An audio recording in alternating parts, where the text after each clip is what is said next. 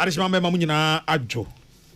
ensema ya boa no free emamu ne amahodo so de na ebra so se de bramu yi na ensem no de di mu akotene bi enie o man panichi amehene ene abeto dwa se wa bankese wa ya amamene amane ema nipa du ba kwa abedwoku apa hontuma se wonhwe ntimi mu ase ne be ya World Cup no de ma nyina betimi akoso wano committee needs to have that oversight responsibility in making sure that Ghana's name is not brought into disrepute. Dam kuma ba no dani wa my Ghana mra shebe fie se mighty minority India wa munyintum ema yera mati nyindam yenje ne dibre emfre nsem. We will lawfully and vigorously resist any attempt to remove him before appellate process is properly concluded.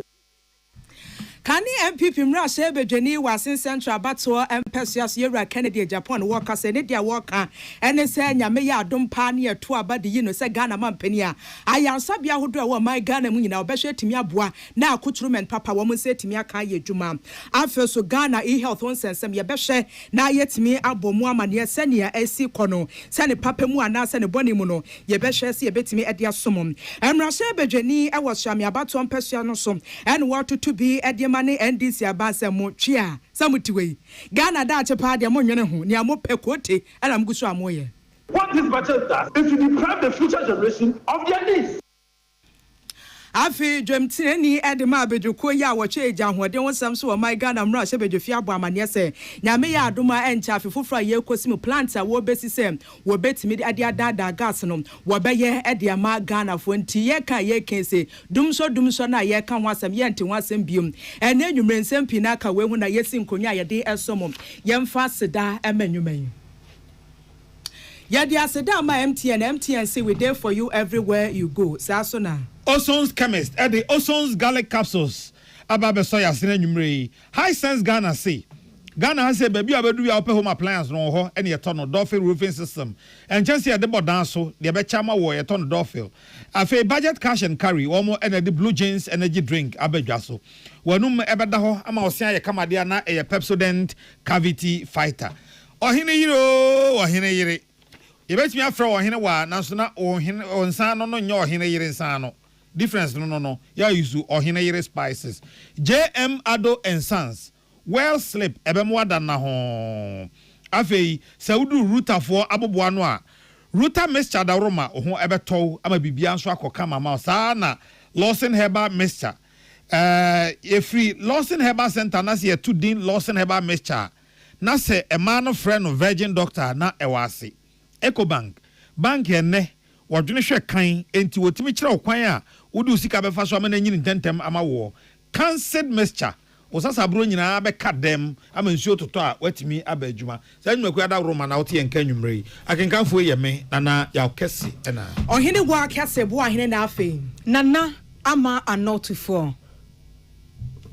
Mampenichi amehene yera Julius Zebra ene worker se ne abeto dwa ese wa ya amamre ne amane ema nipa du ba kwa abedwoku apa ho ntoma se won hwa afi abato ye beba so anase afi senia ball bobesi akoso 2026 emu na adwumedie kese akoso wa bankesiem na enu no wagina so ya wosra abedwoku ne se wedie Ghana fo senia manfo ani abre pa World Cup na ye kan se wobi won ma hwa wo matches nyina ne de ne se time ben ena 2026 bedru so senia be ya wo timidi nani achemu America na se Canada mine mu enti se nipa ne se wo se ye nyame ya dom ema Ghana yetimi aqualify de ne wo hwe ni nyina ne se empanifo betimi aka so wo ma ya mamre ne amane enti nei Ghana fo ye nhwe se ye betimi etukwan na abedwoko ya ye ka ho asem se de da wo so eye oversight ministerial committee na pani ebo amane a wo kire se ya Ghana se wo hwe amanfo amaso am wo buo ni ne de kese pa wo ye hunti isemre eguso aye ya hobo ase nyame ya adobo encha afefofra ye kosimim ya de ni chemu America ne Canada mai mu ne mpanifo no hwe se akonto nhihye nyina dam won betimi aboa Ghana fo wase woni mpa so obi de ne visa ho nsensem so obehwe no wanwankon de makwa maba fe ne nsa betimi aka visa no kra na aka echi afe bre ne beso no na afi akwa de de amasa nipa no wase ba kwa won pa ne se obi wo hodom a ne chemu pa wabo nyina ne se benya ma ache na wone ni chemu America mamu na nani di so ne dia wo kwa nyina ne se nyame ya adom na empenifo akire so si ade World Cup ne Ghana ye ko binti ye nyina kwan na beda ho de amaya ne dia ne se tam de so ye akire se wo kwotena wiemhye mu a ebeto odwa se na due na Ghana ye wo match ne jai wo pia bonten aya ne so wo kwa akohwe match ne bitwa ka adwen a wodwen be na afia danfo bi wo no America na se Canada no wa kwa akohwe ne nchenti se nipa ne pa de so obesan so edna asa na chebe pie mu o my Ghana mu no enka bonsan fa ne nya tampiko wonom na no pewie ne anwumra wo koda mampeni chi amehene Julius Zebra kasa ya wo kire se esi na adwuma na ede ahye omo nsa adwuma bi anu wode emudie wo papa enti kwa wo mo coordination enye adwuma na afi members no wo bi amfa no ehiasem wo se page ne so aye ka ho asem nya 90 minutes na mum asodie bebre na ada wo mo anim na wo hwa abedwekuo no mo ye nipa duba kom ye rastandogbe wodi ne dwuma e wo mampeni atena kese saso e na wo soafo ya wo hwa agudie wonsam so wo my Ghana mu Kofi Adams ka hom afi foreign affairs minister Samuel Okujeto Ablakwa osoafo ya wo hwe mebunu punto wonsam so George Opare Adom afi akwansra so afo wadie na bedi akirem Yusuf Jaja afi wodi wani kirem waso ya wo hwe my Ghana sika sam so deputy minister eye ampemnyako GFA chairman nankasa Kret Okire kudimu akotenem ena afi deputy national security coordinator Elizabeth Yanka Ghana se abedi pele jai ball body Ghana abebia waheta wiase nyina agye din wono so di mu akotem afi wodi wani kirem waso ya wo hwe agodie wonsam so a we Hamini Asamwa wono eye chief director na nipa wo ka ho etoso du ba akode empanifo nyamfa ne din entudwa ensema mampani chi amehene Yora Julius Zebra wade atudwa ne bini. The president has so much trust in you and believes strongly that if you work together, we should be able to make Ghana proud, extremely proud. Without singling anybody out, I am very happy to see that the maestro himself has offered to serve on this committee. It tells you something that we are not only trying to operate in abstract, at least if for nothing at all, he's played on the international platform. He has the experience to share with us how best we can, be able to present our country on the international stage. Kurt, you and your team, we know you also very progressive, and that whatever we all need to do to make Ghana proud again, please let's do our possible best to make sure that we do. Yera Debra Manensi one man was here semi a washa see a walk on ebie si cry pain e wo krom ha Ghana he ya chese ye kodi agro amanfo amaso ewie no na chese aye nsem pinanti afi we de ende wono asre empanifo abedekuo ne se wama wani na hɔ se abo wona afi wonye dwuma ne ye nkosi ase nya afi na minimasi mesi nti sa nipa ne de ne kwa ne nkrata asem ne ye hwehwe wo se akoba ne sa Ghana ye nim betimi egu ase. You are also being taxed to help coordinate the travel arrangements, and usually we run into troubles with visas, and there are people who team. Na Yera Manensi one more to us so chire Ghana for say 90 minutes na ye kan ho asem nsem pi na komu nemum yama ye ni enko chire mfirihia na bi edi wo my Ghana nim sem anya bia World Cup na ye kon Ghana ye kwaje ye din anase ye kwose ye din. We need to remind ourselves that the World Cup is not just about what happens over 90 minutes. It is about what we do with the 4 years leading up to it and 4 years that follow. The road to 2030 begins now. This oversight committee must lead accountability, speed, and national consciousness. The time for scattered efforts is over. That's why we say we are resetting our country. We cannot afford to enter 2026 with the mindset of 2014 and 2010. Let us correct what must be corrected and amplify what can be built. Let us lead with clarity. Let us act with urgency. Let us project Ghana with discipline and pride.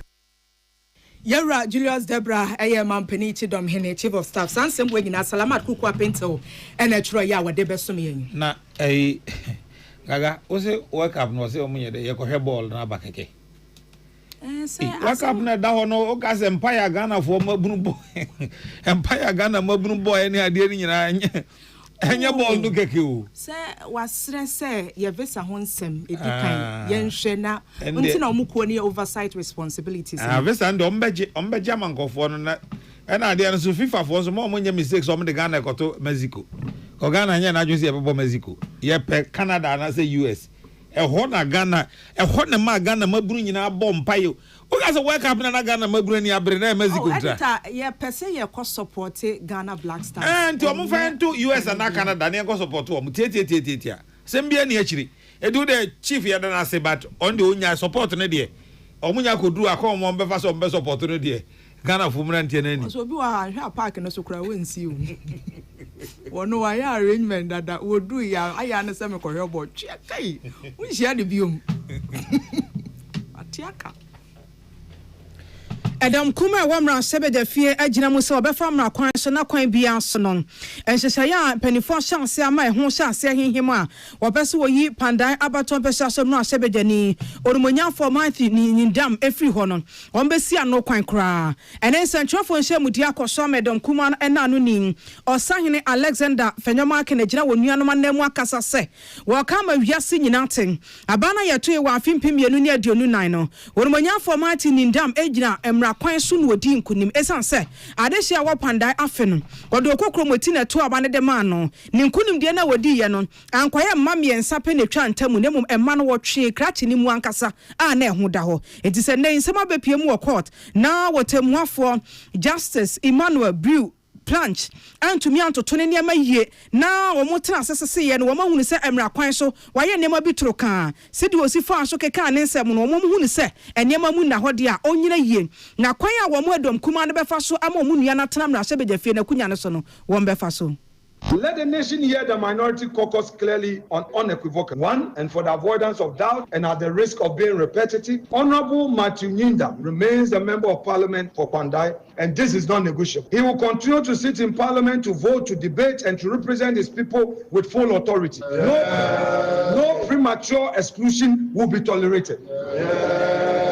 We will lawfully and vigorously resist any attempt to remove him before appellate process is properly concluded.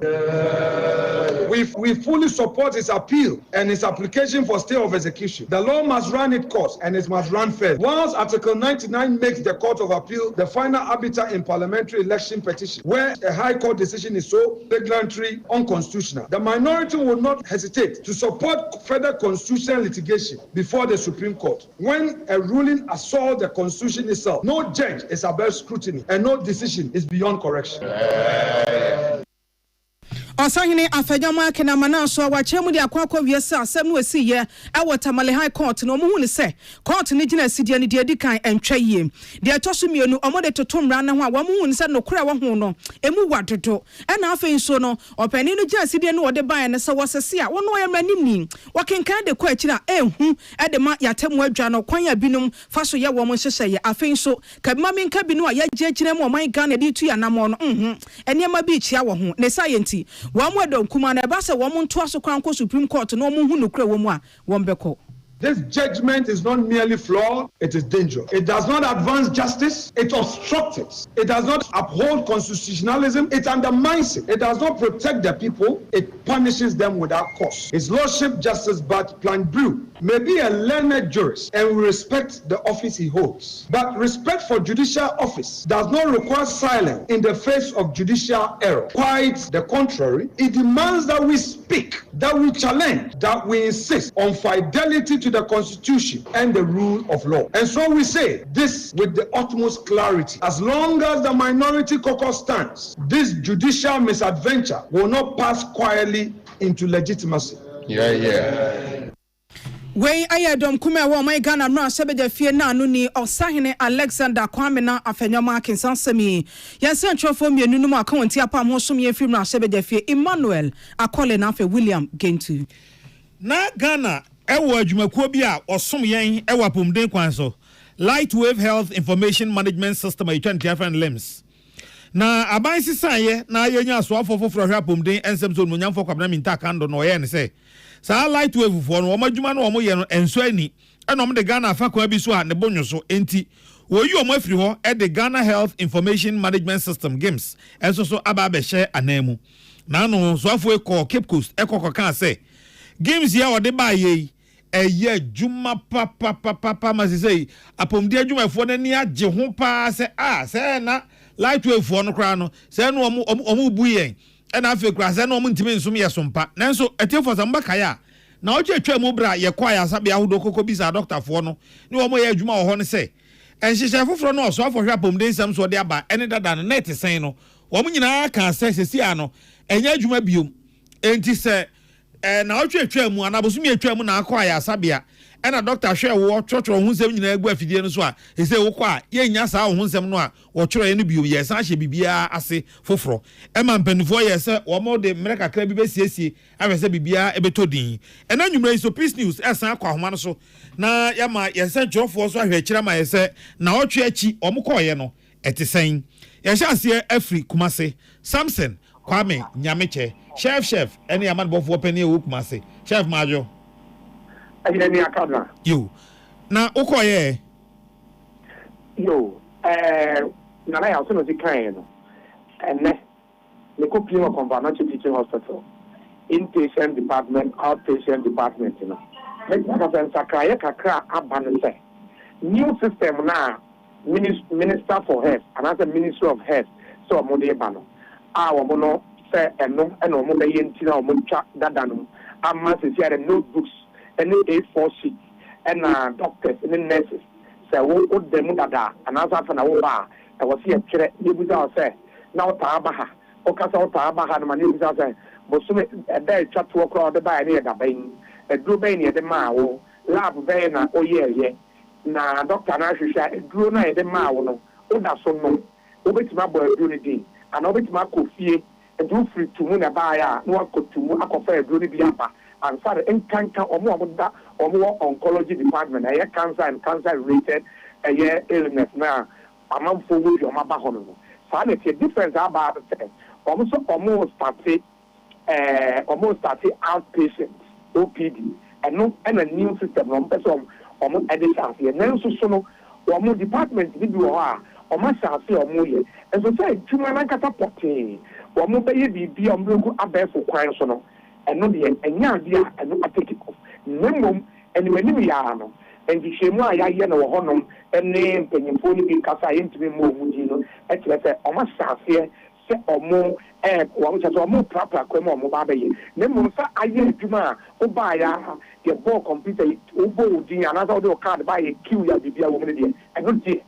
and paper as an eye, and yes, sir, and at your minimum, one more, I'm thinking for now more, yeah, new system, no. Abaha or mobile staff and also convert to do a department be brave within the teaching hospital. And Tiano and also Mobile Staff department and no crown, they were inpatient and they were outpatient OPD. Now OPD and or more ever here. Then if I say and if you are OPD, you know, one more them that I know more mobile. The area that has a number is not so old. Because almost so about them are any information. So nipa 20 crown at them and nipa 100 at them and nipa 500 crown is rubber. Yeah, never said because nipa no down and now say they are more danger or down. Into what need be or didn't never be gonna who try to go A4 sheet in one. Doctors is so or more running finish in the team. And the better number said a consultant, Dr. Nanaya Kese, and a shell this week or any team and a buy. The following week and after the next day, Nanaya. And party differently and the Oba, Senipana Tre A4, it happened over young senior will be adding pen air channel and to say, your pipe and answer yet Q our computer my own. And you know, problem that's now, new government that I cannot say. They see I don't say new system and go on a say, or mobile south and on the south here, a department in it. Hey, chef. Enti mpanyifo na wonu omudi nkon no ubisa mu no se new system no games na no ba information dada no ananka ewo efenisen lems no so no eno yebenya biom na nei eno ni asem no eno na omo cafe sa o system na na use no aye contractor no omo ni Ministry of Health actually omo tira so omo suspended no. I was saying, ministry, you know, another minister, no, minister for health, no, only women, it didn't come. No, almost say, not a day, she can be one on the chair. No, it's not migrating for information in and they are new system, no, so that they don't know can see, or started by component, and the award with department with 2020 information now, and yes, you also a million. You know, doctors say, okay, so they are starting new system. it means that after the event and the still all information, records, patient records, still higher. What people say, all system, some information in our ocean, can buy the community. Not simple. It can be and also look here. No one records and find the new system. Otherwise, we will know, or not one we will say, but we are. Women to make one job via a free old system because women need access to the old system. You Samson, yada say numre. Na yenko atoemantem ne yemfa kwa apia. Apia dankwa e wo Rock FM takrade. Kwa apia majo. Yada na what is say? Said na no mobile netie no saa na etie ensakra bia enya MI. Ene ya probo e wo kesiem afiam kwanta aya sabia takrade kwatimentim ene miamia no. Kanadie na nanka okotena doctor anim a obo ya na ho ensem nyina no ababra o de ba ya sabia ene adene de. E kamia ko said na no mobile netie no ene isa netie. Na mumu o hwe bebe te se afiam kwanta takrade hospital a wonum IT fo no ye nhihia hodo bi said be ya enka kakra omobetumi akreti bibi ho said be obi ba ye ne ho nsem ebegu abefo afidi computer no so na watumi ahwe se obetumi ahwe no nemom se oba kane no de onya ye nyina de ehwemu ya ye ne administrators ne doctors no ekasa ye no emo ehese eno de ayara se nipa no eba ayasabia eberebi na ne ho nsem egu ho a enya de ahokọ ekọhwa obo no baabi a nhunu ewo ayasabia ho yo mo pese omo ya fofori omo ye ne nkakra no de obi ba ye na anu ya na ebenya no nsem kakra no mpo aye de ngie papa oba ye district hospitals ahodo ne dia ene A4 sheet na folders ahodo connected no na ye use na no a na oda so a de ye adwuma ewo a obetra doctor no anima na okrata ehwa moto no obisa obo hin oba sen etisen eno manfo ejese ema ayasabia ne kono ahadwin ye papa esan se kane no enka ebia okọ apma yakọ akọye o check out ahodo bia ye hwe ewo OPD ho ani apia e de amade o lab ho no bekọ no na okrata asem gu otwe moja wo so a no de ama doctor na nso se de e kamia ko se de eba ya amasa ne mani nyina e kontino ama ayasabia ne kono ayeden kakra lion so e ho a encontentem e de se kane na enu sunti ama eba ayasabia ho no mo e di nkomo no ejese aha wonye papa ewo dada ya rehwem kopum se ebia obi eba ya sabia brebi ankani okotna doctor anim no enkohwe nim se ne yare odi ba brebi no obetumi ahwe so atoa so ede ama na nei afidie na enya adwuma no na hospital administrators no kase ebebi edu ne die aimo aye de ye pe mo se o man kase ehwe so mo betumi aye bibi enya ne oma hodo bi de computers no mom dada de ne die den pa se o munsa ebe kanana ya dance kwa apia Michael Akrofi ewa Puyamantem obafo This is someone na ehoso te say the value is the same nana ye ne a doctor for and after you do mom ye juma wa komode as and as aya sabia kutu mu Puyamantem wedding town teaching polyclinic St. Joseph's Central Hospital any other hospitals here can wo district movie na wo che say member mo musa na wo che eni a ye sign e be share say ne mo che say na omo hwe nim say akomodin aso ye no nhye foforo mo pese omo de ba na omo de be nhye GHIMS no Ghana Health Information Management System no e be bantem na ebi mo ame no bi komo de che say se o ma ko print A4 sheet and the oba udin na che say aye column name be access ebia we na o ma fele honum A4 sheet so na no na ya show sa ebi so che so o ma koye folder say obiba na ombedi na to ho na che so betumi e de wo nsem aku folder mu te tete and as a break chemu no se na no mo ye no ma ye ni sa do sabre ya in sachaya pa no e ye de mo ba tenyo de mo be pray e san say e mi bi chemu sa na no mo fa so e sha yare for no e na sachaya ba ma amasan akoda de mu sa no and said I need to be about your house as so many ayare for Nikita would be bra as a sankiano. It's me more change. I will be banana paper, Yatron the most of so Mawa Kwabano, almost brands of who now so I bet for council the non commotion now if you get your boat in the social man now who's a have the busso. The cost of not having a poem, Emma, almost in the phantom, as says Abria, about in Tomotier, at the said dear, and now more shame him say. abanye ne chem na hyehyɛ foforɔ de bɛn ɔmfa bɛntina nana emu yɛ de ma ɛyɛ adɔkitafoɔ ne ɔmo mo hwɛ ayarefoɔ ayasabea no nanso mo hwɛ nim sɛ bibi sakyae papa ɛbɛsen aba wɔn akyi mo ene wamane bo yenua Michael Akrofi na yenko finfin mantam wan grogwai na yene kwesi mensa engasa Anglo editor na hoso ti say editor boko ende ewiabri kwesi over voice of one page voice kakra mame yo editor ende ewiabri sidema mpeyifunu we kan wan kan yekɔ ekupem ɛwɔ Cape Coast Teaching Hospital na yekɔ na nsesa kakra ba bi ina wabam yekɔ na patients ni bi bebre na wo complain there we mbenka the penal be easy nka system wa start all yedwuma nka wobutu na wakofie ntam so kofo kra na egere nyen wokata wo there nyani nyina bebi ofa what system ni yedwuma bebi tu iye edwuma oje he ma yebo na de kwekupem ewo wane lab oye keep those teaching hospital lab or you doctors bi ka say awon so the same thing na woka eche ma woka yele mbom oye no kwa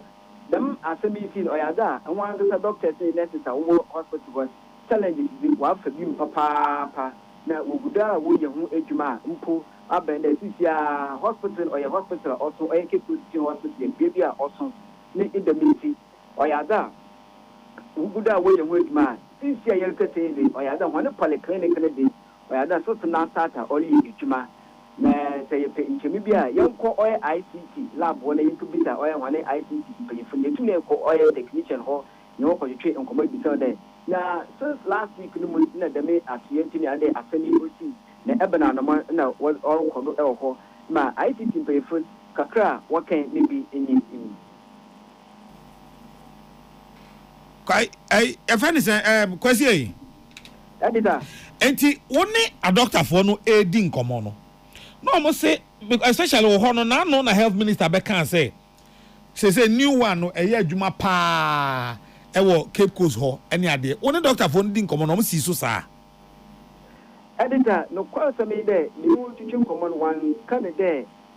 dem ebi se me we see them me mo kan ya challenges a well face o san there say no oyada so no run kama na all of a sudden I don't offer down na o ma bibia o ji woni se mo say na wa get there ejuma wan ni last 5 years don't 10 years na adle baby so that o ko back go we carry chiba oye dinama hon order one start bibia for mpo onye na okọ machine do order what show no paper do see challenges na the doctors wanye che ne mum wanka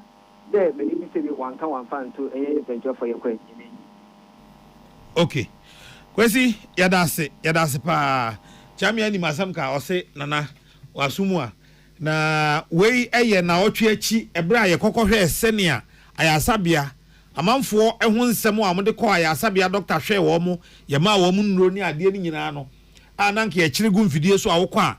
eno an se bia nka ofri nkran ha sei na ukokoduru go so aban ayasabia sesi ya enya je card na ebo number ne share system no mu pɛ ebe yi wo ho ensem a wokɔ kolebu ye hwɛ wo ni nyina so sesi ano ye nya sa record no eno na ebo akyire kɔ hwɛ se he say aba na enso baby a ye nam bia ni ho a kyerɛ se sa records no aba etiefo Yeba sisi ani atu akase bonuso. FM. When you are going to buy a paint, don't look left, don't look right. Go straight and grab the luxury acrylic paint. Don't be any painting be paint. The luxury acrylic paint. Paint me champion. When you are going to buy a paint, don't look left, don't look right. Go straight and grab the luxury acrylic paint. Don't be any painting be paint. The luxury acrylic paint. Paint me champion. Peace FM. Yet Wakasi boy as so jump tenim Edima Abedoko ya was shade and what they want some so my Ghana Mra Sebedefie Manuel Kusibra Bedra and Wakase was saying on man Penny John Dramani Mama Bana and she saying She be June 2026 dear Womu besi plant ye befaso near Dianua gas at Yamagana phone and I was say Saj media kesi we ya bane beyanum as so ya was sure my Ghana sika some so the Kayachasikadia toward Danti I hear a swan see a besi busumini dear was here a bane besha says wo to ɛho anamom was a plant we say eba gas a ye kan ho asemi se ebe no ne kama na afia wi a acha diamant dada na ho ne de Ghana for say ye yate den na what the sansem we gina to dwabre beto dwasem Ghana Gas Company for na afeso abedokoya wo hwe agya hode won sam so my Ghana no hye bedefo mu hia na afi wo akira chom safi mu nyina ye dwumadi ani enti wo kire mu ade akira wo mu. What we gathered today, they have finished with all the works, the feasibility studies, and you are also aware that the current budget has the Ghana the plan 2 in it, and so it is something that the government has taken on board. And I'm sure, as we all know, the MD told us that by the middle of this year, the Ghana Gas will be the second plan. Next year, June 2026, the new processing plant will start, the construction will commence. And so, yes, indeed. Then where will the money come from? The money will come from one, Ghana government. Whether it's a loan, whether it's from the budget, it will come from Ghana government. Jomtinani Adema Bejokoya was share Jan where they want some so my Ghana Mra save Bejofie Mano Kosibedra. Na no see na penny kwanche for ya wada Ghana Gas Company no Judith Blay wakasa and was him. Is he and say one more how parkers ya one more femu ning in the same. Baby Adro Ben did that one crew to a hodosono. A month for the galamsin one more day says pipelines no. Was he any yanti see and shisha why and same. One you chroma for ne kwakoshia send ye bay one kasa bet me a shaba who by enough who same as me anase ko benten sa adru ben we ko kwan ho watimi abom penifo amane na wo matimi esi ne ho kwan. Encroachment on our pipelines is a big problem, and the encroachers happen to be galamseyers, and we are engaging with them. So the practice for ensuring that the pipelines were safe was to have some community liaison officers we pick from the communities to have constant engagement with the encroachers. The other thing that what we're doing for the future to make the better is to mark the pipelines. So currently the pipelines are not marked. So it's easy for any encroachers to get very close to it. So the plan is for us to mark them maybe 35 meters away from the pipelines. Very clear signs that there are gas pipelines here and that it's dangerous to go closer to them.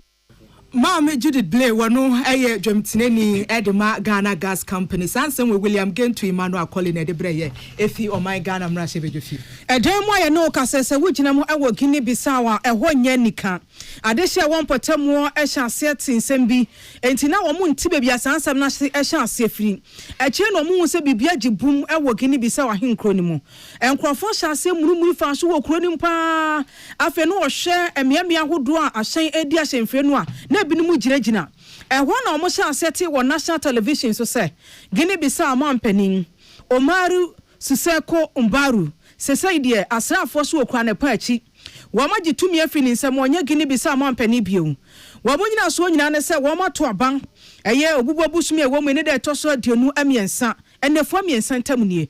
wo senka mpanifo ehwe abato no so yeso no edi nsunsanso aba na so beto sa abren wo mo hunu hwe asrafo ne so wo tena asese ye no wo mo nimdie mu no wo mo hunu se aban ya wote so no pese wo wi abanim eno so de wo mo akwan ma ne nkoso da de Guinea Bissau adehye de won kokromoti akasa no eno ene wo se ye adwuma ne sa ye de a wo mo so de tumi no ahye wo mo nsam se asrafo sesen okura mampani Umaru Siseko Umbaru okura ne mu ya wo mo se omo ena sese otena so no mo bu Guinea Bissau man no na ebre se fatamu no empanifo agya emrani mu enso de amani pa wo no ena adehye no beyi ne se wo ye Guinea Bissau man panin ena me no kasai se odu Guinea Bissau akronimu a empanifo chese emu atedin akan wo bia mama hodo so empanifo a abato ne hya se wani di akire no wo ma hya se edi nkomodi kokronim de omu nyina betumi aye na aboa ma asomdwe atumi atena hoda asrafo pani a woda no a wono na wudru mampani no atena yemu a otonkra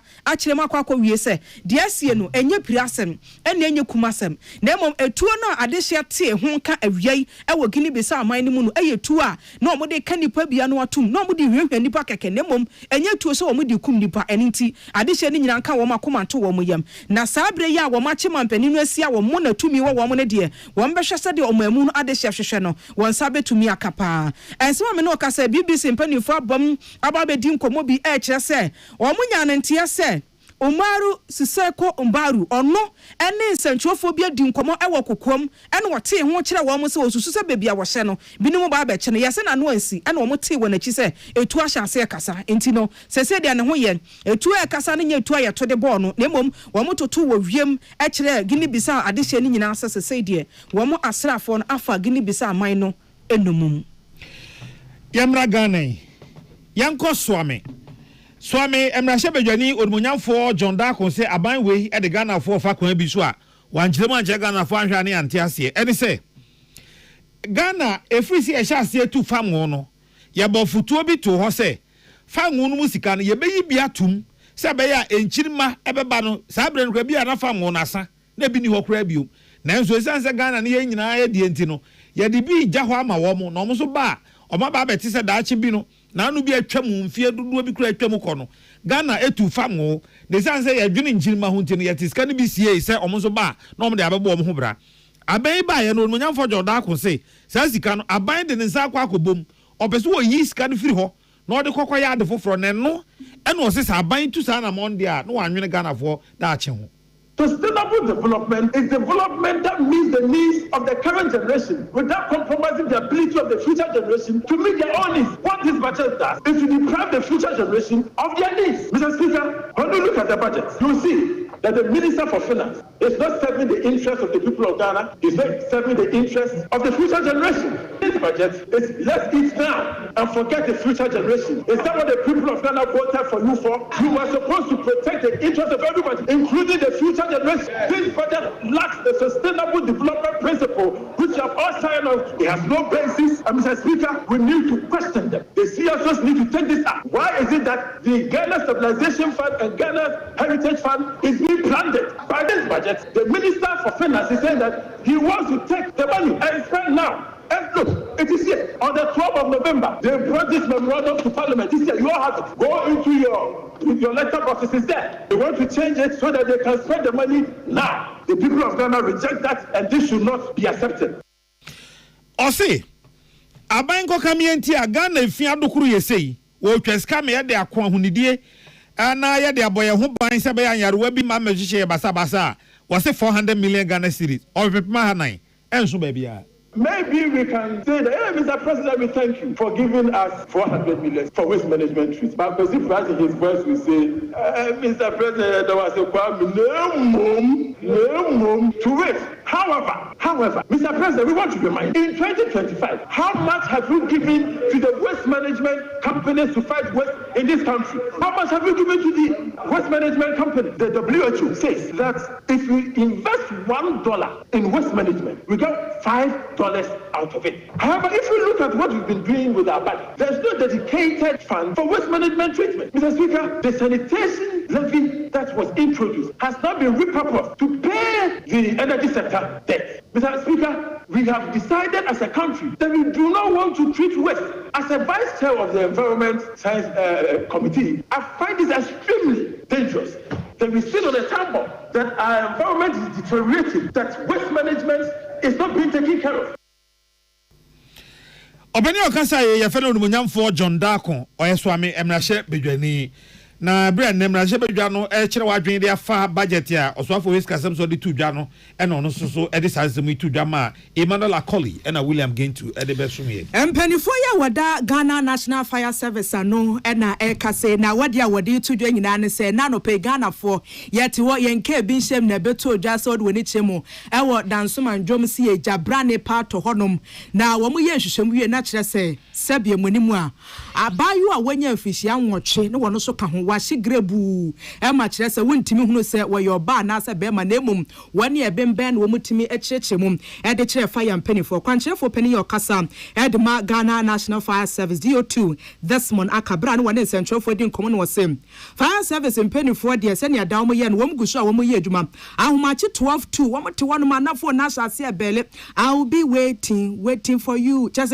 call no we see ya no we atoaso we see ya no we toaso e de ni see anti wo mo fa pepepe amanfo no kasa no kura mo kasa otim se nipa no wesu ameti no ti wo mo pike ko no so eja no ade na mo so amunim danso man no obi won se danso man market ne fire ho no ebompa enti wo mu tu ka ne enisima be miensa kura de se maka ne tenten be mienu ntem na wo mu edu ho no odu ye de wo kire se eja no wo mu timi emia no ehome so na abro mu tuetue tokro bibia wie no na beto odwa se sabia abofra wanya mfihia nwoche wono so ka ho bi wase ahyase de no mu hu na emum enipa eben ne timi bo mu se akwada wani maame se wo gya no ho kakra bi wo twa no husima ba ene se sa wo ye na no odin esiem ne nyine mo pani dia todwa wo che se wo mo hyase ayenhwehwemu a kire Ghana fo ne koba yenti asa wo gya no odin we atwi ni ti wodanso madwom Brebo 12-2 pepepe na inyane ntiese jabrani bi ato dansoma marketer eben dansoma fire station tent anche ne ma emrantia o dansoma no yeto won krama ukupie bo ho na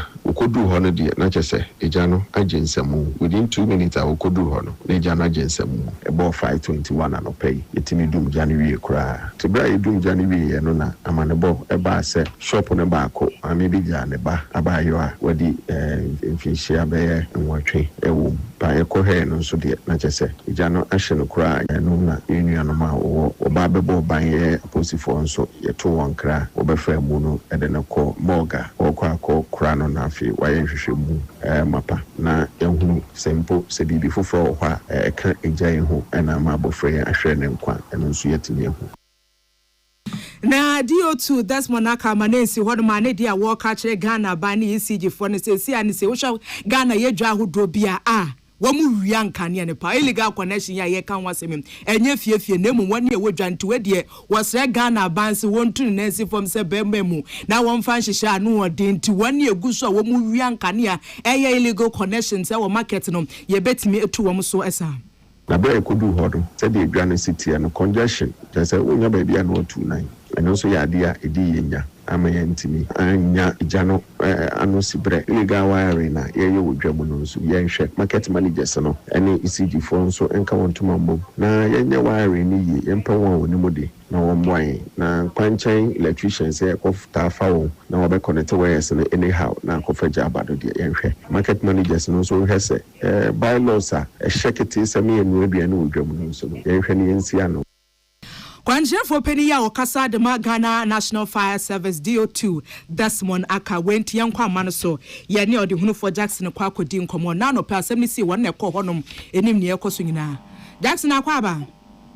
meje zumini ba ene de yanti asem e de kura o no krasem bo ya mane ukodu ho no utwa mfoni na kire ya sempoti na hositi e me twa mfoni ni achewa da suma eye jano ewo na so makwa won da so run about na na ni ya bronsan na na chi so bronsan kakra ewo ho na edane shi wo abronsan no echi baby a chat ye people so people that facility na bawa eho na chat ye na odu ho a ye ni ke ni aro ho passport o mo ni na no ya dia ya fa mu ade ba akokra so se fi be the watching echo between 80 and 100 and Sabri stores are working on not when you say we do can idea actually Yama Bebre, minimum commentary, minimum commentary, a minimum material, a minimum toma. One Yemen did the Jan store in India. Or be on the store, I affected the end of which is after the year. The good drew one and ma and then Mama said the almost store. Arsenal every hour now when you our did you know like I said one last day I did the didn't car when you said to me the people to me man you be seeing a brain up with me and you are no up on the Jackson we dey ya dance ya ba wai nya botransa enkomo na ye di Ghana fododo na pese wo mutienti ye san frɛ wo biom na wetimi aboya mane se ne sitie na na homachi di adehye no wo mante asem do bi se dwadini ba ko se wotene dam a wono kra wada 12-2 de se wo bie ne won machi se woni adwo ne afai wote wa no hu se ne phone ne bell nti wo peke wonim se nipa ne ntam frɛ no sa abrɛ no wo peke na kyerɛ se asem a ye ka kye nyina Jackson ababia ne nkoto aso Minia ba komo na ye di na hunya pa o na so hya ase nyina na homa ne wo fom te ne entu nka yi anti si an nka betimi a wa hya ase kakra Yo, the American said, you could do where you're Dansuma market. Then I meet her Punia and she said, Dansuma market, I will a year the Oko Dansuma runabout. A year what they call last stop, a hole and a walk. Now, a cocoa do honor. Now, stole enemy Abron sign. Now, Abron sign like tea, say, oh, shall see Fiabron Salanoa. A honor, a year stores a woman. A jano, a shall see, now, oh, shall. Oh, kind of stores are affected. If you may be watching, echo a ha, and I had the Sabri stores and one canon. Now, baby, I near my omoton can say, I will be a house in your tongue can say, a entire, a bit more commentary, a bit of materials. I'm a conform near my GD say, I feel a colleria in Chayadia, I'm a conform on Tuma, almost on near my overton say, if we will soon will pay, Bosumia, a bit remino, a brunya, Bosome. Nti binum akodi omu dabe go bi je o beto omu le beto omu ntuma beto omu nyema na sa nyema ni nyina ya de a ase so I free be ya bi wo twe ya ko ha no so do any restaurant na I guess so I you to be a foundation blocks no e na aka se bia e na bi so bia no ase se rubber ase stores ni nyina ase grebe na nipa wa affected no ya go to omu ho omu re a oye say omo hwera de omo hwera omo nyema nyina omo hwera bibia na omo ka e ka twitwiri die e bi ka omo sika wa omo ko fa nyema omo hwera e ye ka twitwiri die enti wo wura market o se sia e ade ara so wura market wa wo ye nipa se bibibi su na wo ho kura na so ko hu asema esi e wo Dansuma market enne wura inside wo na bibia se na wo wura be ho ama wona aya affected na anyway e na ye gender minister honorable na lati ebe pie ho se ogidi se dodo na ediga ho no ma eninti ade president o mampanyin ti asem no osoma no se ne se omra no merania koso ho o ba no na ade amaslo panyin da elon dinesi na afesu oni MP honorable Kwakuado enso ene baaye na ombedu yo no mbere se ne man ti ne man kasai ewie si omu kran ama one aba ne baba akọ aye free mo eja na afara wa fie enwotwe na ne maame se o twa ade aba na eja tom na maame ntimi nwuram na ne beba ne se ja ne sibia oba ko se wo ba ibi na identity kwa no ntimi se nya bia onim na ontimi nkasa yo ba na se oyo ma dogo so ya kwara enti na I am sisie kese yie ema eye honorable gender minister na ono se ma nu kran anyone kasai na o dem sembi so atuga. When you say assessment based on the instructions of His Excellency John Drama, a person who said man who to say, and I diaton and so who to say, they're not doing badly, it could be better. And see, share how to make sure that they don't become more vulnerable than they were when before the situation happened. And see, all the agencies and departments concerned, all the stakeholders, in some share we are not more store. So those who are not really affected, they can go about their normal duties. And then those who are affected, it is reconstruction of the market. We don't say His Excellency John Dramani Mahama, scan a free common fund district assemblies. There's an allocation for the construction of the market. It's engagement with the market women and the other occupants, and they say we'll take into consideration safety measures. Anyway, akwensia den dia koso ene wo Dansuma dwom ena artist ye nua bema odehunu for Jackson wo bo ho amane oni adehye bi di nkomo na wo to aso akere na Daniel Amawusi nto sapon wono acting chief fire officer edema Ghana National Fire Service wono ena wo se Ghana fo nyina se service ne de wo mo ye adwuma ne wo se wo mo ye de som Ghana fo nyina wo mo ye na emom hia moa wo se aban ate so oguso a wo ye na afemu de ba na akotro akade a Ghana National Fire Service behia sene be odwumedi a wodi no ebetimi akọ n'anim a waba ne ye bi ne nso ye ka Ghana banku to ntimi nya bibia ntim enipa anyankopon ahye de hyira mmehya asiesem bodin a ene ye nsore nko wose saafo ne saa ne Ghana fo saa ne ye hwehwe mum se mun to hyen engines ebi ho no ma efidie tetafo motorbikes bi emwa odwumedi Daniela Mawusi nto sapon de sansem wanyina to dwabra fire conference a third one course won Kramantemum and was we de ayasem hia no ntina wo kam wasan so esisu duade a kire Ghana fo yi whole country obia beboa stakeholders so it's my man for munyam beboa in fire service it's me to phone say dey abaye na femu dey abaye bon ho won dem pa ye besre obi obetima boa e bia so omboa omo obetima boa fire engines omo obetima boa case omo obetima boa motorbikes bibia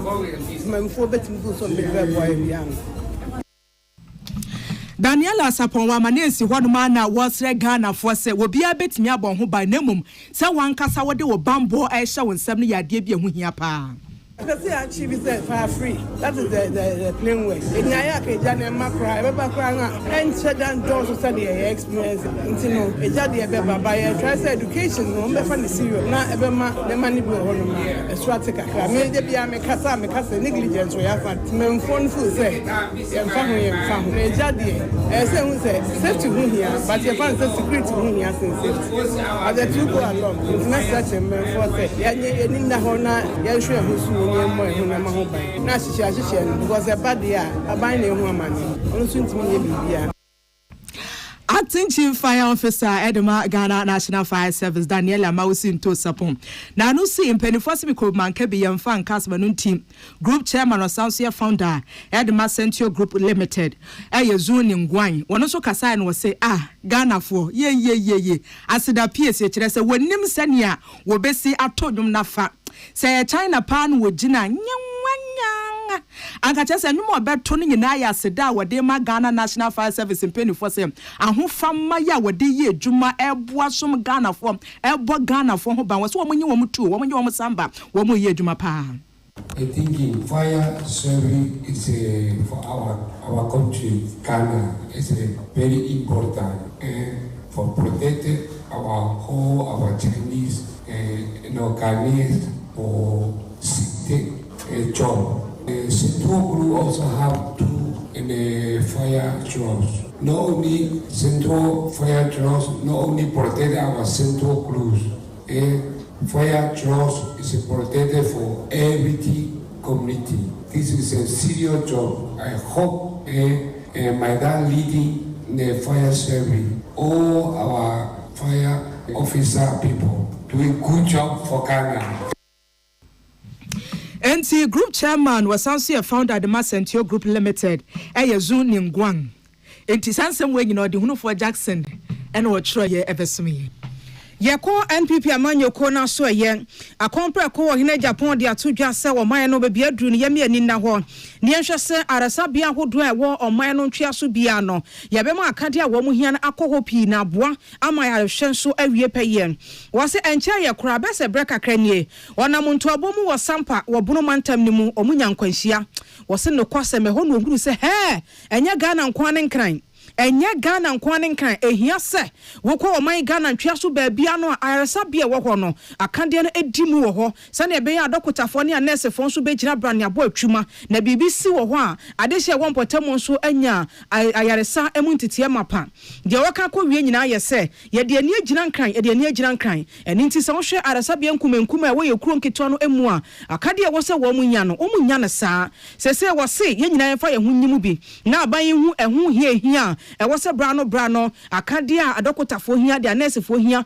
enura wose ehye aresabia mu ma no ye beka na ti kwa amana ko bebre wopani gina efia nkwanta hospital ewato ye mantamu secondary takrade enaja woni adehye di nkomo asese wodi enuro afa wheelchairs ahodro ene akade a wonim se adokotafo behia ewa ayerehwe dwumadie mu esom wo mu a ene hu sika eye mpempemenim nenso wose ono na fa mu di a wo ye ni Ghana ne dihye bi so wo kwan a wonye bi emfo aso. Whatever I've been doing now, I get too concentrated. Accra, Kumasi, and the rest. So this time, I decided to spread it out. About 2 months ago, or less than 2 months, you call Sampa in the Bruno area. Yabani Benya accident to Quem. Near dear call Drobo Hospital Hono, Koshe Yankofo. Now it was an ISO. What I saw over there, now share Ahokeka. Now almost try to save lives. And encourage me more, say. You don't have to do it in only selected hospitals because you never know where problem ebeto yadie muni but say who concentrate on one place na asem koto baby na enro equipment yade be show anywhere before see do bedroom major hospital that we free. Now, Oruwa Kennedy Japan saying, says, "What come a man your 42 1 more a baby when you ma my Ghana has said, Yamiado one same will be an or slab one more set. As some are working will be a man in the here, dear. What if I Sabia Bako, not some one more marker dear for no coho. Now, one number me wouldn't baby a dear, a becount. Nobody controls destiny. So you don't know where you fall sick and you need proper medical attention. So if wherever you fall sick, in terms of medication, logistics, if they fall short or they are under-resourced, you might die. If you say a due timer, other politicians and businessmen should emulate me and also contribute to the hospitals. Because we need them. Today you are strong, tomorrow you'll be sick and weak. And you need the hospital to take care of you. So it should be part of our bedroom. Hospitals should be part of our bedroom.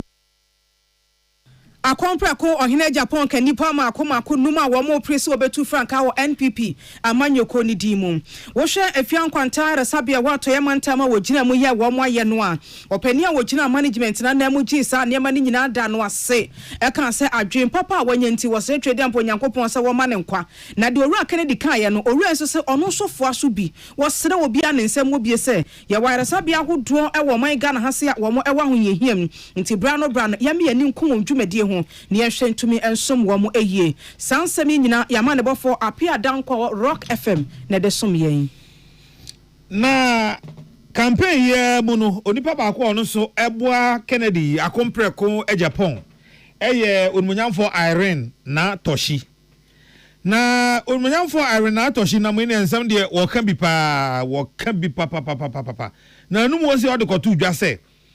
ono bra no ye administrator of that district assembly common fund no duru baby sika etwa e kra se emfama district assembly for no na sika ni nyina mai e ma okoka che Alhaji Dr. Baumia kra se nka vice enko kan kire finance minister na finance minister nyi sika no aka no mfama no na so kai Dr. Baumia mfi no mpokra so onipa che se wen fi no kra wonu no se so okoka asem je se wei penimu party fie na ade enko ye ma ba be kan kire wa Dr. Baumia mua no kra baako sei na nsemu yi ahye kane suhuma ban awuraba Margaret dakwa ahye na bufuo ama no so aba bontena ba be kasa se hwan na e kasa yi anom se oye Irene na Toshi anom se de hia de no ya administrator eda de asem common fund no o se an no se awurade wo afi se enen na Toshi anya no e kasa se ono peska no call Dr. Baumia mfase skana ma no amen no ono na Toshi anya no e kasa se district assembly common fund no niema anko yie o ho nyina free Dr. Baumia enye hwe on de no ya ba awura enti de course nyina wonim o kama Ghana fo ate se ono mpo ono ya wo ya ba awura wote suhum ho no contract ya ma ya woni mansirim ho no nya on na ma ya so to na contract aba say administrator say me project we wa hase masase wono na ya ba awura no ese nko na de sika ya adwuma no na Toshi tenkran eno wo ye contract e wo ni dimu saa no de ye aban krache na awuraba na no mo ga na nyina som MPP aban mu no enti se epe obi ama na ka asem se ni sika akam na Baumia nkogema no ankwa enkenye na Toshi kura MPP ahwe ase fakese ne ono na Toshi no Niame pesa mekafa issue no hom ne se na Toshi nsem na okeka no eni nyina so bia na nyansa bia nso ni nti ameka sa ne se ye de wako as common fund administrator se hwe na disbursement menko assembly no near development at the local level all ten crime na wo watch sika no Infiawan my na what am kese there could go reserve fund. No we are kasa wa the contract. Which is Suhum na me kasa as a former municipal chief executive for Suhum. Now we wa the contract. Now wa the 10-seater toilet, WC toilet. Papa na me award fi Accra. On it dambo chensen some no. Na obia person be can be there. Yes ya buy no. Ya person ya da ho ya ntuma esi wa bontin. We aka ya no atum. Na osi de na to share small kan de ma na bufu na shikra ne say the state assembly common fund wa we administrator no wo de ne say sika no ba ya ma formula formula we na fa che sika no executive south mu de nie ebia executive north mu de nie go so for mu de nie amasama ga west mu de nie ga north mu de nie wadwuma no no na so we de na to shinya sa ono tenkran senka ebia executive south Robert Jumo Mensa we aban krache pani a wo ho no na ni betie na contractor aba ebia Dominic Nyanyovo aden a me contractor me tu boho na ato hia soma me se me metu boho be me ensa nan wo executive south ha sei DC ni nim ho hwe ni aba betu wo se de ye ne ya twa na wo kura wasem mu nyina mu ni se ene yenye afi ba kokra nko na wie ye no NDC aban ba ye Suhum for Nkwamanya 4 million Ghana cedis. Ghana is payment 4 million. And only this assembly common fund. Quarters mienu no aban etua no. Omu die wo mu. Nanso ono mfie na ya wodi wo na atohye ase nyina say this assembly common fund sika ede ma nyina 220,000. Na wo say nipa wo anya no say ba be kasa biom. Suhum papa enne NDC government edi 4 million Ghana cedis e mfanye adwuma. Enso me no ho no na quarter na money 220,000 Ghana cedis. Yes sorry e kasa ye ndufu ye o se we increment no or the offended 50,000 and other chosen or brain 270,000 back 260,000 back if you no and drop some back 220 maybe your ha na to she be a common fund no they are daddy no they are to warranting boot no they are to insecticide no they are to jersey any football e their brain only who can say oyesa open information center na to she say near the yamamu if they say the common fund ne brain near meeting the local people near with their needs near kwenya ma no oni de o ha no apam nkonya na odi aba sa se me ni nkonya ti ni nkonya na odi aba na kane abayura no hwe Suhum mensri so monyamfo Margaret dakwa da akose wo kama na atohye atene ho ase se kumase mrantie ebia ne kayafo se na ase na no ya no osore ade echa Dr. Baumia ade echa Dr. Baumia wo manati ase se ono Margaret da akondakwa no waye ready wo twen se fi ne cross wonim no mana no tra Dr. Baumia bium ene obesha skirt na ma ono so ahye blouse no now to see the 2 years award 10-seater WC toilet was to Maboyo. Now then the can pana come say about ready so kana koto aba. Now we sorry now the sombono akoba Dr. Mahmoud Baumia. Dr. Mahmoud Baumia na catch us kanu so mo approve ma wi a ko go reserve fund. Now check kwhwe papa nka common fund aban sika ye che. See ye che ye beta ne pe. District bi our interest. Otimi spend 900,000 for a quarter 1 million 1.2 no dia koto ho. Nanka ye nimsa nke ye cha in case I tell the no be any be. Now to she start my meeting. Me bois, omra, namusuma, various districts, namukoshi scan or teacher the call. I know Dr. Mahmoud Baumia catch me so anyana. San Semina Kane, Abayura no hwe Suhum mensri so monyamfo Margaret. Da kon dakwa eno ne yenua George osai twetwe nkoma ode etu edwa. Eno ne yegina so na yahomeka sebo iso age aboafo nkrato.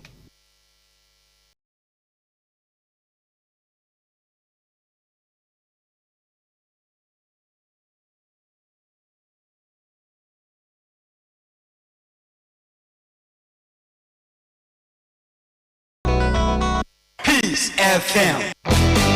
When you're going to buy a paint, don't look left, don't look right. Go straight and grab the luxury Alagris paint. Don't be any paint, be paint. The luxury acrylic paint. Paint me champion. When you're going to buy a paint, don't look left, don't look right. Go straight and grab the luxury Alagris paint. Don't be any paint, be paint. The luxury acrylic paint. Paint me champion.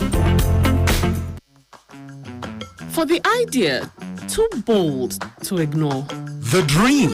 that keeps you up at night. The plan that's waiting for the right moment. Well, this is the best time to make your move with Stanbic. Our rates have dropped. With our personal loans, vehicle loans, consumer finance, solar loans, home loans, and credit cards, you can turn your plans into progress. And your next move is unstoppable. Visit stanbicbank.com.gh to get started or call 0302-815-789. The luckiest everywhere, for everyone. Day, Mentinka Keko, Miniman Kasa, if you say the luckiest season 3 Asayaba. Afe mami chew a kwanya obefa so nye o ticket but star 712 hash na dey ehihye no so to ticket ana se ko internet no so na bo theluckiestafrica.com se bia me community ticket no so na you lucky number ubetumi so ama system na eyi amount share ahia wo pese wutia every 1 Ghana cedi posi 5,000 Ghana cedi ubetumi mpo ato ticket no ama obi foforo ye obi hero wo pese wutia enye den kra sa wo Ghana for mobile money tia na sa wo amanone dia for bank card tia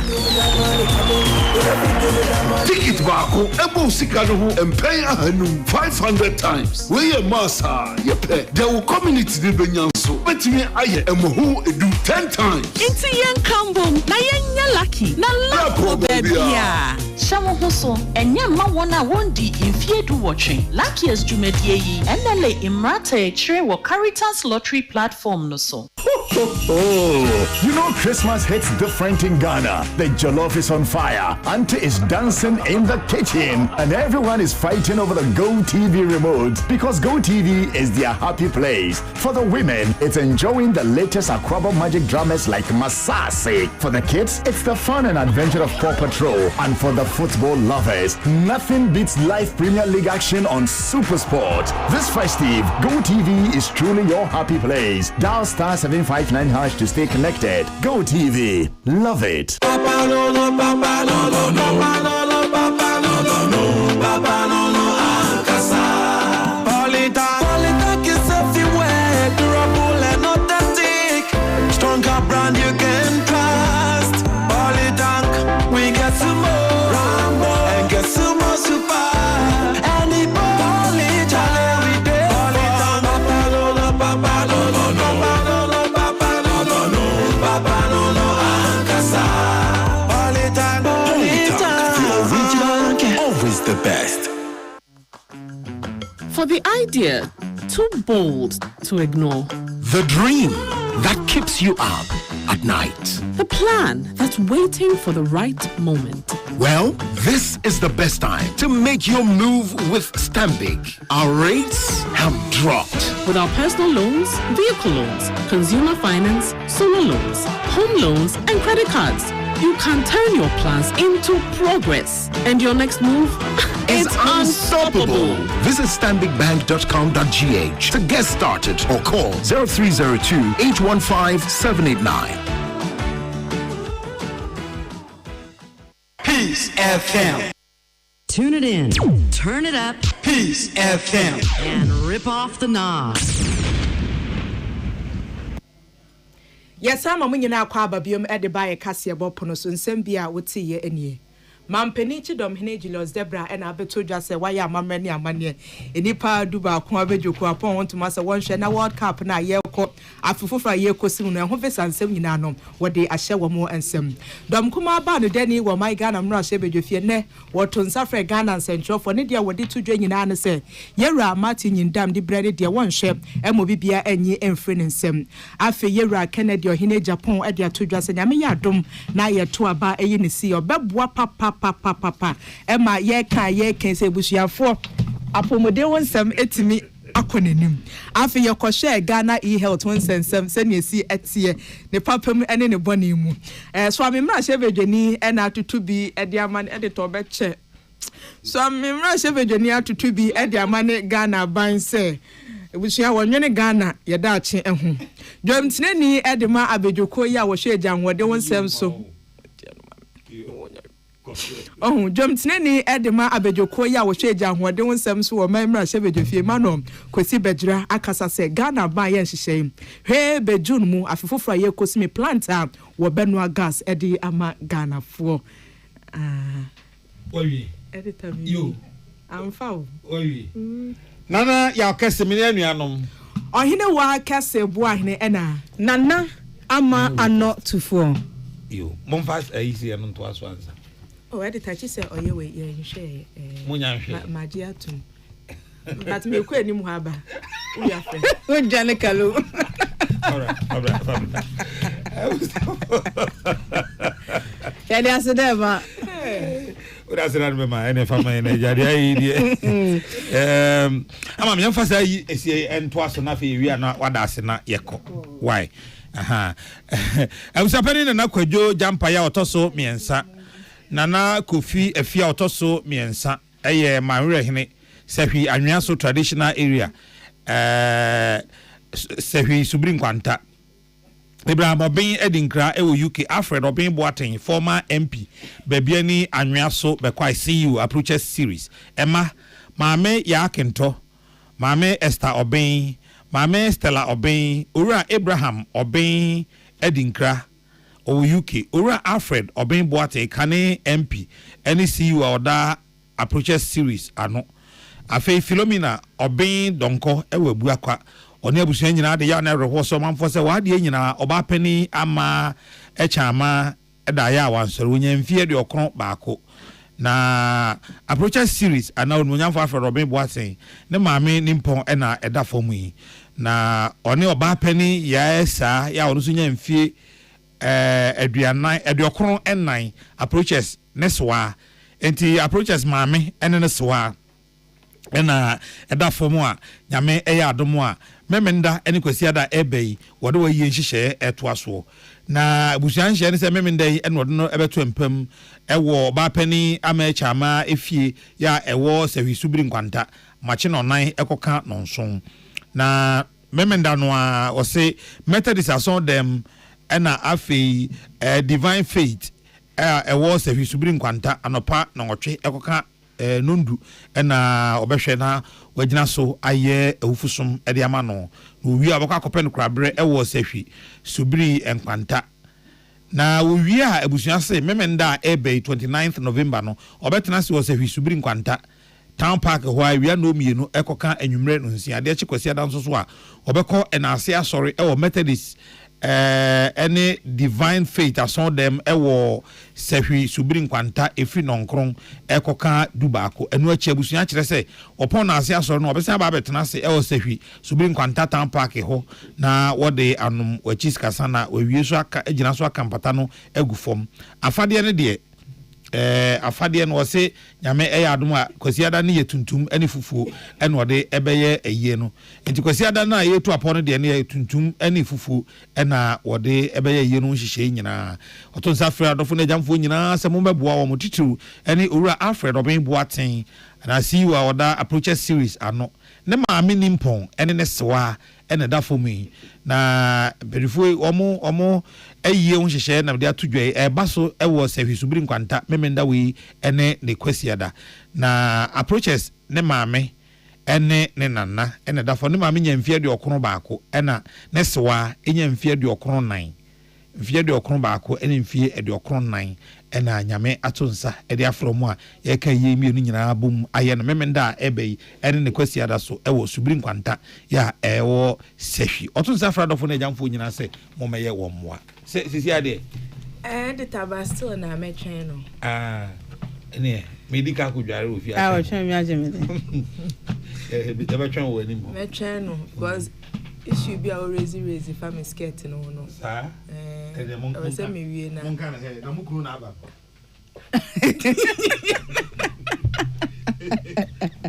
ya na ongwaso Oson's chemist adamant team pacha Oson's garlic capsule se wo dwaso ya na metetu fu se nipa hwera nopa obeya adwumade anya hoden didi wuntini ho eche se wapomudin nu jabrane na wapomudin ti se ni o enti kan se apomudin ne be wie peye na bibia sisi ho so na brano ahoden na gina yi a ene na Oson's garlic capsules na ya ma ne mpa ho da hyase no nom sa adro bi na wankasa obedi ho adanse wache MTN or say we there for you everywhere you go. MTN Ghana say ya no ahye ne so say nye network bia na ye de hye ye phone mu ye call afen so nye network bia na won data service no agina so ye MTN ye nim wo mo say bibre ma to ye ma ahodo so ba bia na wo gye e wo ho a wadwuma no e hye anim tibacha so to Ghana ha say na wo telecommunication network ne ye MTN na minim de wudi di twuma eno nko ana mane na wo phone mu esanse wo mo internet service no esiso agina brand pa high sense Ghana say nyakukudu owura wo mo office bia mu na woduru ho a ye fridge nie pacha air condition nie washing machine nie smartphones no what dey be so mo papa sound system no Christmas mafie ho nye de rice cooker ne blender no say high sense adamenting wo mo wa brochire ba fie a won so niema kuntan bia mfamma e fa no electrical appliances ho de high sense everyday prices for everyday people enti wo ba no na ne dollars ne kakra bia wo to niema no botwo de gu fie ho na setina mu ne ho ahehan no e wo ne dwumadi a wo di mu etimi so e free na epim Christmas niema no de wa yipi electric cooker washing machine sanso ena nei wo pe smartphone free high sense aso ya kwa wo mo enkrobata bia won showroom no so de obeduro na niema boho se bio mo amo pe bia tu aton no high sense so mo yie wo so penche mu e che de me de so mo na wo nwudwubre ya fe 030 255 0000 030 255 0000 everyday prices for everyday people a high sense Ghana why afi don't feel roofing system nie one society je no aka wonti apam ho na hyehyɛ a wo ye nie enfie ba kode kopim enfie miensantamu wana wo ye hyehyɛ se wakatua se dwumayani efa control and accountant general department na afi so wa account our society je no a ene wato atwi sa hyehyɛ wo be enjoy bi papa ehia ne se niema na wo hia no se ho nsem ne kodofin roofing system wo ashoye woni wo mo kokasa no wo hunu se wakatua no efa controller na afi wa account no so enam society general na che se afi ba ko ne mfie miensa hyehyɛ de a wo ye de ato ho e de niema efiri adwumayefo no onso se tumi aka wo de ehwe dolphin roofing system wine ewo East Legon obe Trinity Theological Seminary no afi so kai se Allied Fuel Station no o wa na chi pe ene wo twene wo ho esan se wo beba wo dan so mo aso mo adwo a na ye dolphin roofing wine first 0543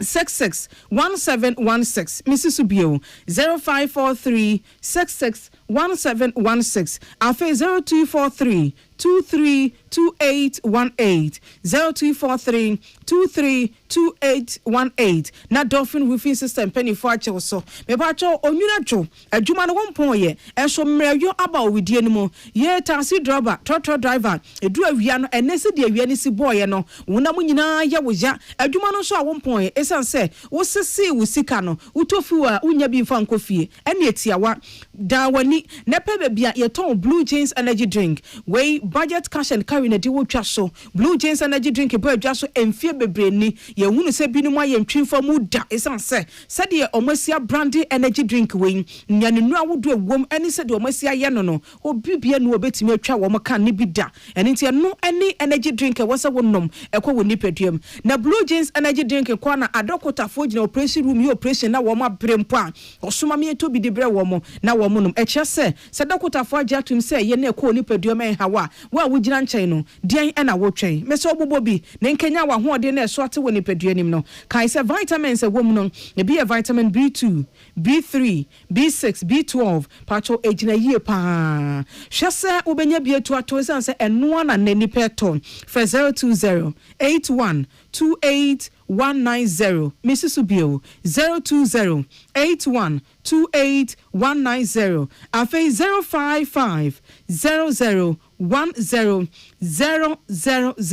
Now Blue Jeans Energy Drink Company for Ajoso. Me pacho na say one kasa what wa ya fa won sa kwa no. Na hu make a kraman from abra wonten to hu me gu nsam a pampan na ekọ wanum esan so kọ hwenim to bete se wo pampan no na te sen wonu obi ta kasa na wotwetwe ne hwene aso de nse fefa ne hwena no a obeso o kan bibi kire wo so ntumi nka osuro san so fede akire asem ni nyina yetiawa enka na ewo wanum no asesa pampan na nyanika ontumi nka nkyerɛw etime ka kyerɛw sɛ waduro na de twi wose no sesa no never pepsodent cavity fighter no chakodie no kɔtɔ no wonim sɛ kane no ayɛ ni fifi no ya ma menom sɔde abrɔde no makoto wodwam no ɔpempan brɔde ba no egu hɔ a brɔde tire no na ɔde asan baabi wɔ mu kaase hɔ ɔpan kakra na ɔde ato botan so na abobɔbɔ so de bidi afra ayam ne nyinaa nti ɔfa ne bidi ne nyinaa no wate bia ma akoda bia yɛde kɔtwu yɛse abɔso yɛse yɛ fita na yɛnum nkanka na no anadwe koda yedidi ye no ahyehye ho no ayiyi ni nyina de afiri ho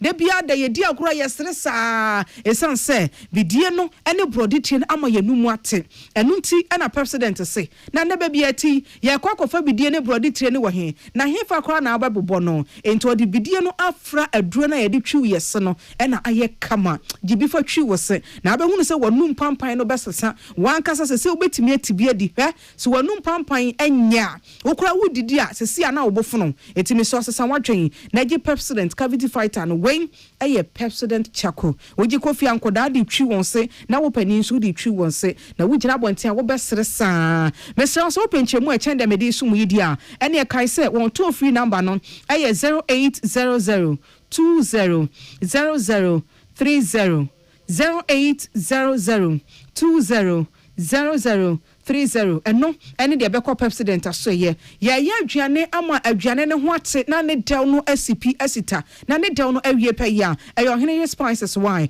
ohene ye na sha ase ma ye ntete se enam no a wode ye aduane no ohuru hu ye se ye mogya nam a ohuru hu toto aso ma mogya ne nyina mfiri mu wi a wase fa se kan na piepie enam ne mu na afei ohene de spices no say ye chicken a wode chicken seasoning no afa ho na do sa amia no na awurawuram osekata so kakra fa si wo ene ye fe no se marinate no afen so say ye ebia fish a eno so so hohoro hu nyina yie na wapiepie na wo the fish seasoning no enso afefa ho na de suwe kakra na wache ana wa grille na abehu se de wonam anu nsuo be ye de ache nde bia de wo ye no eyo hene spices wine se wo ma nyina aya hene no yere esan se aduane na ye no wache ye ntete aduane ene ye ehahawa ene nubuna no wo ma dandan no ena ne wo de spices kama e de som ye nti we yade bia ni akire na mo udi a esan so sa wo widie mu yade san se eye hahawa ene wode ayede ama wen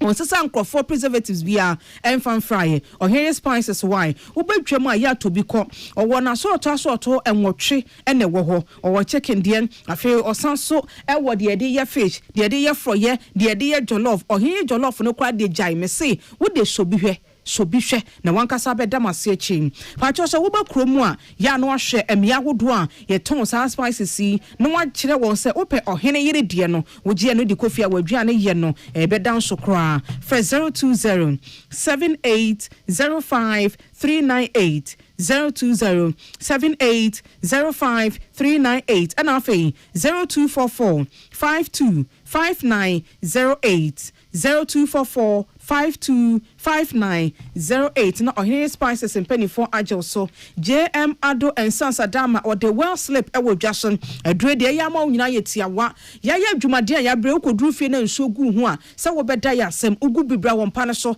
na ho aye wodin to well slip ne kofie udware wi a wotena won pa ne so apagya otachema ne spray kakra bi wase kama no tum na chia ho to de bia me kan na me de ato aso se ya afa wo mobile phone na set alarm no ma no nya din enye sa well slip no agu techema se no wo beda na ho na wan hwe ya bre no betia into set alarm na duru ho a na ne aye dede nya no no asore call ba bi usi abonten a wa ye pintin wa da yi ama ho asisi ho so license chemical shop pharmaceutical shop ebie wakoba mu twen wo se wo ton bi enti bra na beje wo de ba cha wo so pe bi atu aton wan for JM Ado and Sons I was 0243 93 3160 0243 93 3160 afa Ruta natural product no wodwa so patro no yentafo ye Ruta mixture and afa Ruta Titanic ewo ho Ruta mixture ne boy ye tidi yade na firi wo mochemu na aboa ma hoden awie peye Titanic ne hwe no aboa wo say typhoid fever no so no etu ase de firi widie mu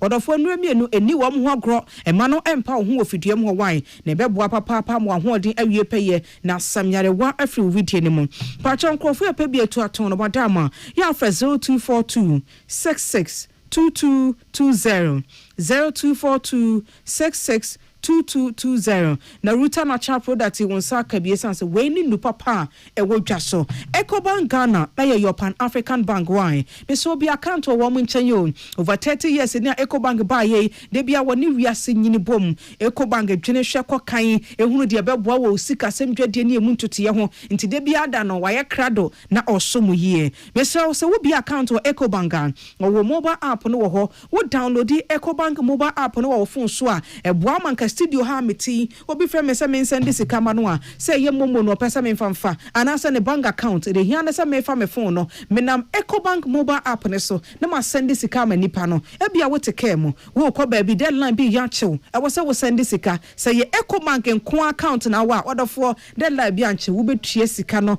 wasa hare so wo dem anadwe da suom wo de me say Ecobank best serve wo yie ene wonam AI kwan so to ndie ma de ma wo enti hwe hu no sɛ wo most digital bank of the year no one jenesa keke over 30 solid years in here and Ecobank apo atwuma nti hwe hu se ene na ona mi odwadi ni bi account e wo Ecobank enchen wine afi cancelled mister ni arthritis ya etete wo ene nti won sana ye tititi pacho wo bie mu a emie wonan so a wotena se che ye kan nan to so no wo bie wonan ni mu a emie eya wo ya wo ye hu hwia enye yie mese wo mu mese wanya do wadu ne cancelled mister wine wonya bi no mu a eboa se nya mpanimfo nkwa na omunsa tititi emaburu nyina nso tititi ha won onsa ene wonan nti mesro oje cancelled mister now no no mu a ne nyina be free ho trust in Jehovah clinic watakwa wadama ene odi aduru ewodwa so ene nti wo say wo fra wo mu watakwa ne mpotamu dia ya fra 0244 871862